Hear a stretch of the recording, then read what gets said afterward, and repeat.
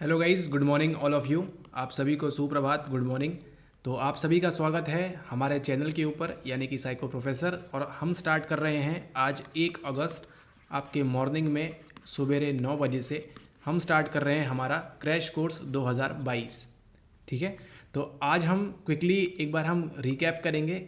ठीक है, हम रिवाइज़ करेंगे कि हमारा यूपी पीजीटी का डिटेल्ड सिलेबस क्या है।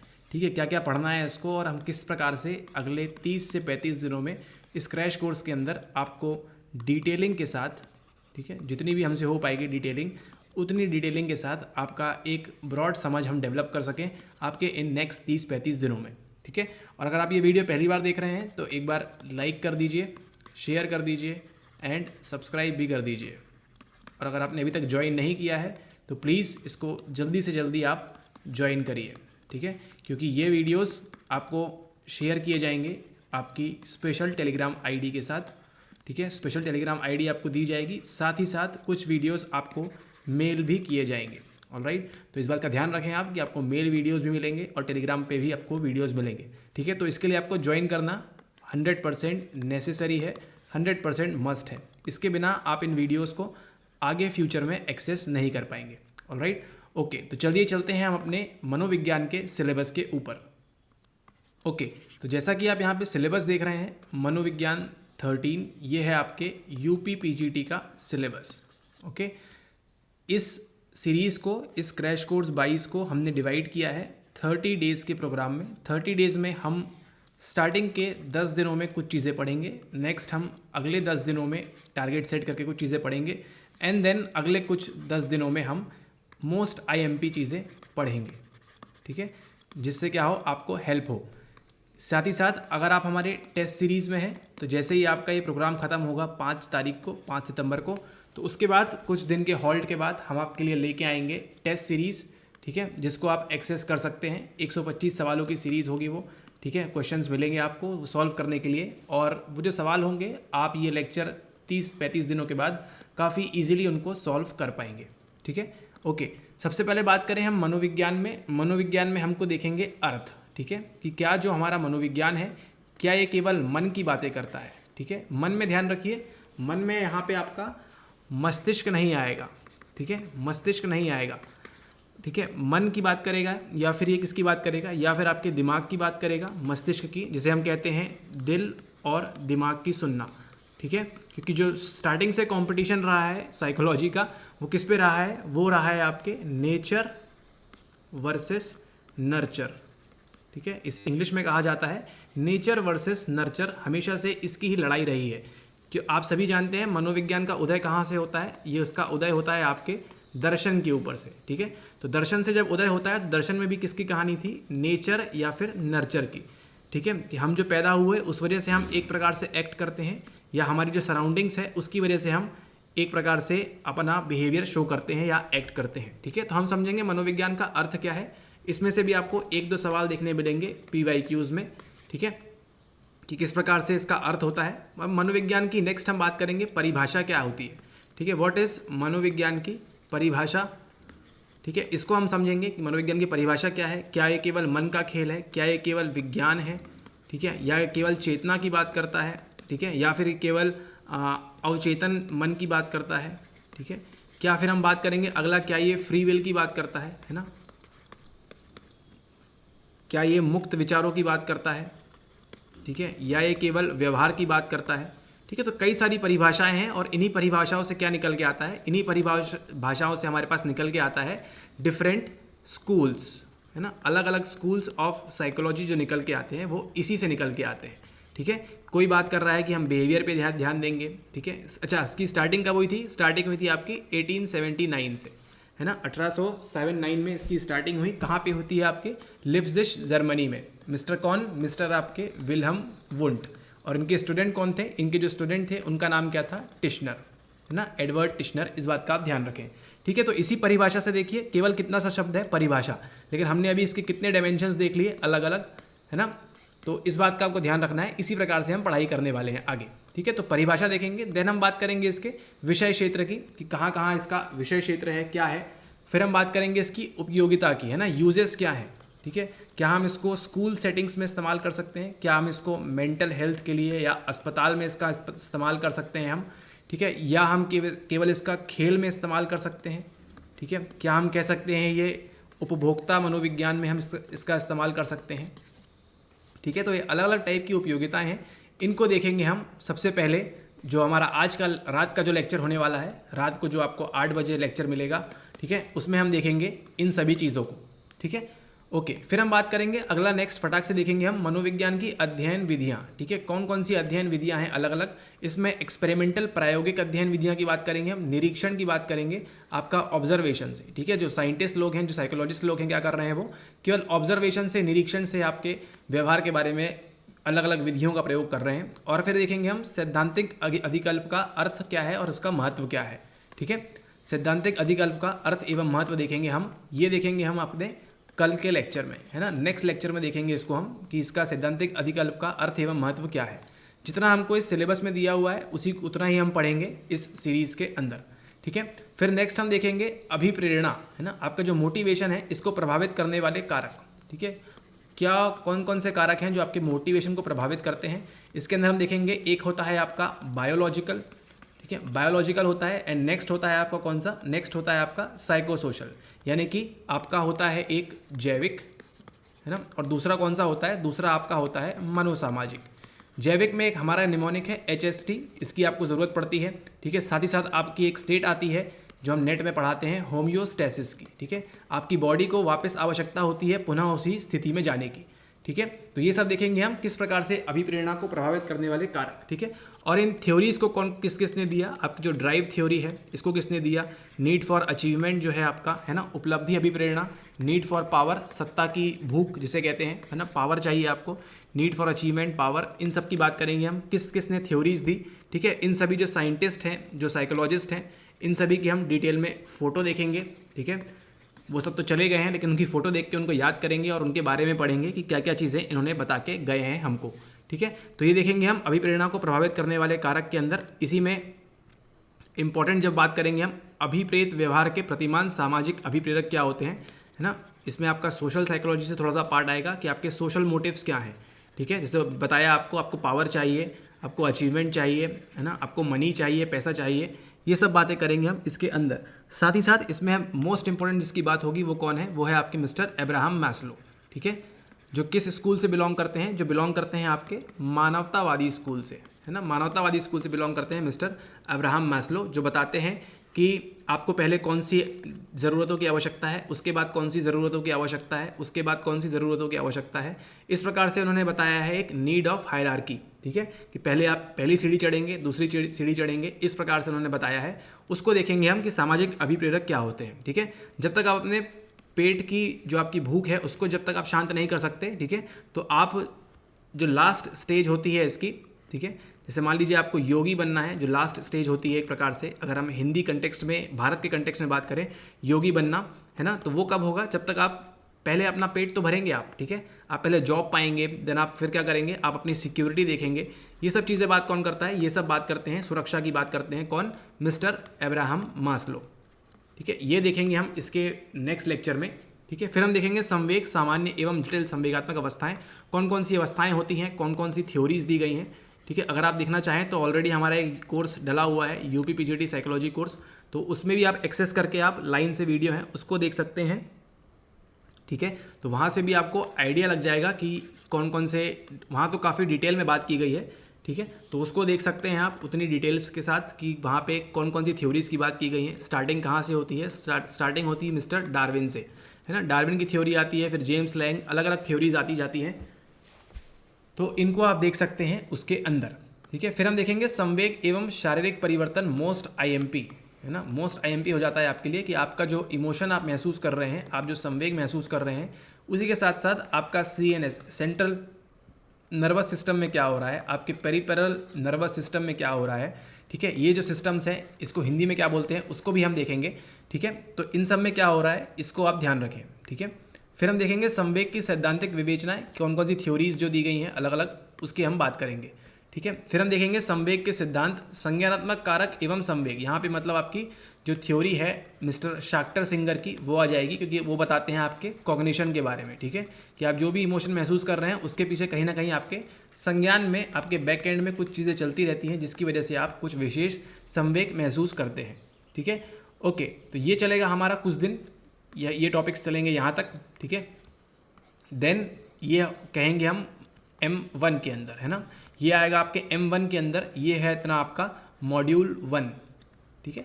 अलग अलग मॉड्यूल में इसको डिवाइड किया है, तो ये आएगा आपके मॉड्यूल 1 के अंदर, ठीक है।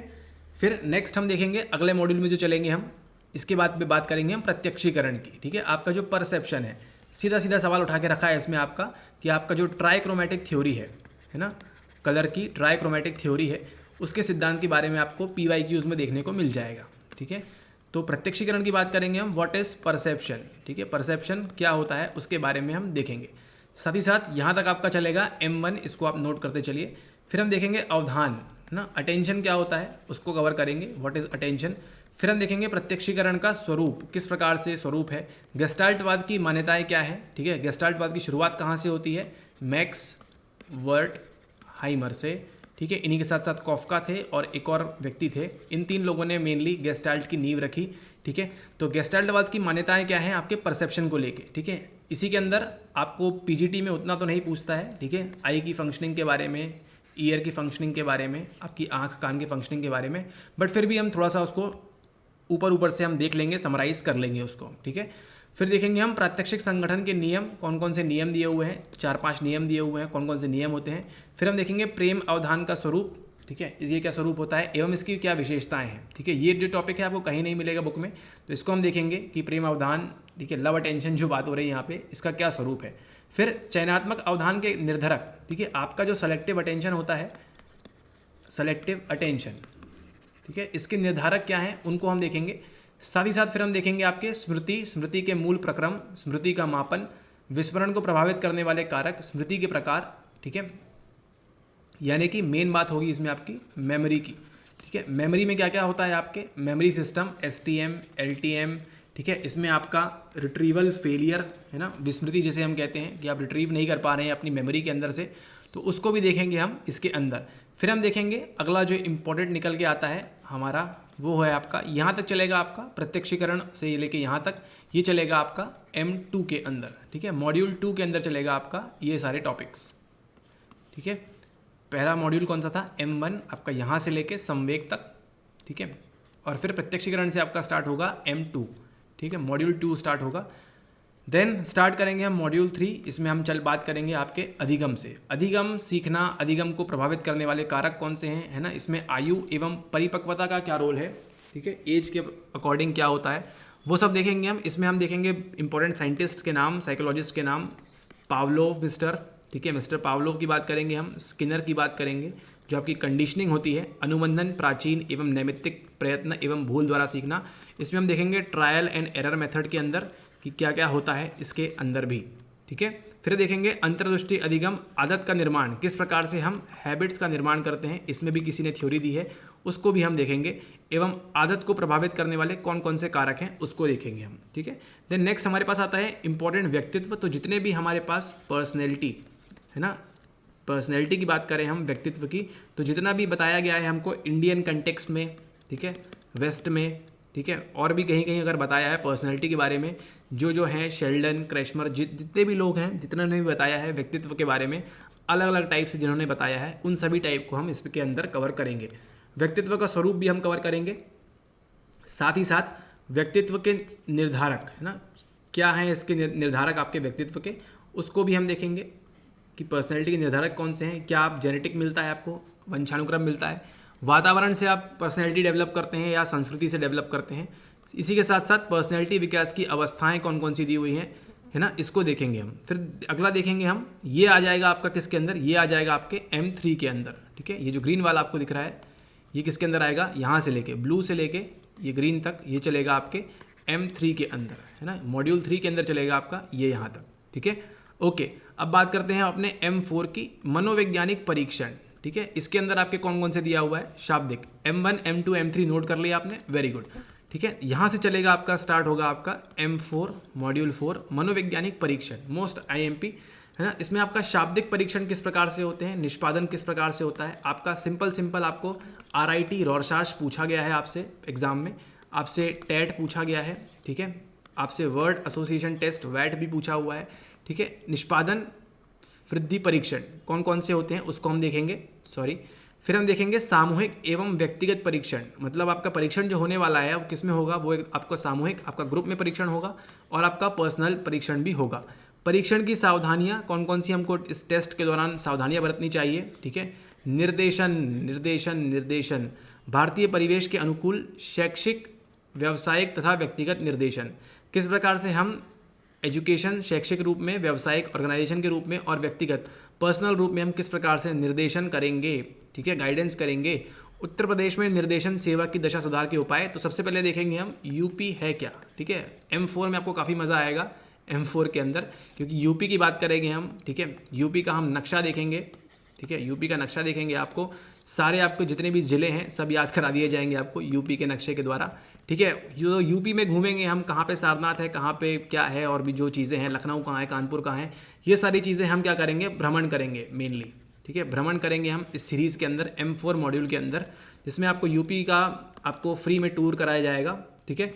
इसी के साथ साथ फिर आता है आपका अगला असामान्य व्यवहार, यानी कि आपका एबनॉर्मल बिहेवियर क्यों शो करते हैं, ठीक है। एक कक्षा में 40 बच्चे बैठ के पढ़ रहे हैं, लेकिन जो 39वां बच्चा है वो एबनॉर्मल बिहेवियर शो करता है, क्यों। मानसिक स्वास्थ्य का अर्थ क्या होता है, ठीक है, इसके बारे में हम बात करेंगे। फिर हम देखेंगे उपयोगिता एवं उपाय क्या है इसके अंदर, मानसिक अस्वस्थता के कारण एवं निवारण, क्यों होता है मानसिक अस्वस्थ व्यक्ति, ठीक, क्या उसमें वंश की बात होगी, क्या उसमें जेनेटिक्स की बात होगी, या क्या उसमें उसके सराउंडिंग्स की बात होगी, एनवायरनमेंट की बात होगी, ये देखेंगे हम इसके अंदर। इसी के साथ साथ असामान्य व्यवहार की रोकथाम कैसे कर सकते हैं, ठीक है। इसको जल्दी ही जो हमने मेंटल टेस्ट वगैरह बनाए थे, क्यों, क्योंकि जो असामान्य व्यवहार शो कर रहे थे, जिनका इंटेलिजेंस काफ़ी कम था, उसके लिए क्या रोकथाम के तरीके अपनाए गए, है ना। असामान्य व्यवहार मेनली वो बुद्धि के लिए था, लेकिन हम यहाँ पे देखेंगे एबनॉर्मल बिहेवियर की रोकथाम के लिए हम क्या कर सकते हैं। समूह तनाव, इसमें से उतना सवाल आते नहीं हैं आपको, ठीक है, ये असामान्य व्यवहार के उतने सवाल देखने मिले नहीं हैं। हाँ, निर्देशन से आपको मिलेगा समूह तनाव, ग्रुप कॉन्फ्लिक्ट आपको देखने को मिलेगा, इसके कारण क्या है, ठीक है, एवं प्रभाव क्या है, जातिवाद, संप्रदायवाद, धर्मवाद एवं भाषावाद, है ना, किस प्रकार से उत्पन्न तनाव उत्पन्न होता है, सामाजिक विश्लेषण करेंगे उसका। तो आपको क्या पढ़ना है, आपको जातिवाद, संप्रदायवाद, धर्मवाद और भाषावाद ये सब पढ़ना है, और इसी के अंदर किस प्रकार से तनाव उत्पन्न होता है ना, टेंशन उत्पन्न होता है, एक समूह दूसरे समूह के ऊपर क्या करता है, पत्थरबाजी करना स्टार्ट कर देता है, ठीक है। तो इसी के चक्कर में क्या करेंगे हम, धारा 144 लगा देंगे, ऐसा नहीं है, लेकिन क्या हो रहा है, समूह तनाव को कम करने की दिशा में किए जा रहे प्रयास एवं अन्य उपाय क्या कर रहे हैं हम, सरकार क्या कर रही है, अलग अलग जगह कई सारे एकेडमिक ऑर्गेनाइजेशन वगैरह खोल रही है, ठीक है। फिर हम देखेंगे उद्योग में मनोविज्ञान, इसमें से आपको सवाल देखने को मिलेगा, ठीक है। तो ये था आपका M4, यहाँ तक चलेगा आपका, ये चलेगा आपका मनोविज्ञान परीक्षण से यहाँ तक आपका चलेगा M4 मॉड्यूल 4, और फिर हम देखेंगे M5 के अंदर आपका यहाँ पे उद्योग में मनोविज्ञान, कार्य विश्लेषण के मनोवैज्ञानिक आधार, कोई कार्य करना चाहता है, वर्क थ्योरी, वर्क मोटिवेशन, प्रबंधन का स्वरूप किस प्रकार से मैनेजमेंट हो, ग्लास सीलिंग वगैरह अगर होगा PGT में, PYQ में, तो उसको भी कवर करेंगे। कर्मचारी चयन की दशा एवं त्रुटियाँ, किस प्रकार से पर्सनल का सिलेक्शन किया जाता है ना, कर्मचारी चयन के मानक क्या हैं, कार्य विश्लेषण के मनोवैज्ञानिक आधार क्या हैं, ठीक है, उद्योग एवं मानवीय संबंध, हड़ताल एवं तालाबंदी के कारण एवं निवारण, ठीक है। तो इसको कवर करेंगे हम अपने किसके अंदर, इसको कवर करेंगे हम उद्योग वाले को अपने मॉड्यूल M5 के अंदर, ठीक है। तो आपको इन 30 दिनों में आपको कितने पढ़ने हैं मॉड्यूल, आपको पढ़ना है M1, M2, M3, M4 and M5, ठीक है। तो अगले 30 दिनों में आपको ये सारे मॉड्यूल्स पढ़ना है, स्टार्ट करेंगे M1 से लेके M2, M3, M4, ठीक है। तो ये सारे मॉड्यूल्स आपको पढ़ना है अगले 30 से 35 दिनों के अंदर, ठीक है। इस बात का ध्यान रखें आप। एंड आज जो इवनिंग में वीडियो मिलेगा आपको, ठीक है, वो आपके मेल आईडी पे सेंड कर दिया जाएगा। ईमेल आईडी जो आपने सबमिट की है एडमिशन फॉर्म भरने के दौरान, वहाँ सबमिट किया जाएगा। साथ ही आपको टेलीग्राम पे भी लिंक प्रोवाइड की जाएगी, ठीक है। तो वहाँ से आप ज्वाइन कर सकते हैं। आज शाम को जो पढ़ने वाले हैं वो है अर्थ परिभाषा, विषय क्षेत्र, उपयोगिता, ठीक है। इसको कवर करेंगे हम फटाक से आज के सेशन में, ठीक है। इस बात का आप ध्यान रखें। सबसे पहले हम कवर करेंगे M1 module, M2 module, M3 module, M4 and M5। ठीक है, तो इस 5 प्रकार में आपका ये क्रैश कोर्स चलेगा। इसको बांटा गया है अगले 30 दिनों के लिए। ठीक है, अगले 30 दिवस 30 डेज़ के लिए आपका 5 सितंबर तक ये चलेगा आपका कोर्स। एंड देन उसके बाद अगर आपने टेस्ट सीरीज़ के लिए ऑप्ट किया है तो आप टेस्ट सीरीज़ भी लगा सकते हैं हमारे साथ। ठीक है, ओके, तो चलिए आपसे मिलते हैं इवनिंग में आपको टेलीग्राम पे आपको जो स्पेशल ग्रुप है वहाँ पे आपको टाइम बता दिया जाएगा कि 7 बजे है या 8 बजे है। ठीक है, या 9 बजे है, जो भी टाइमिंग है आपको वहाँ पे मेंशन कर दी जाएगी।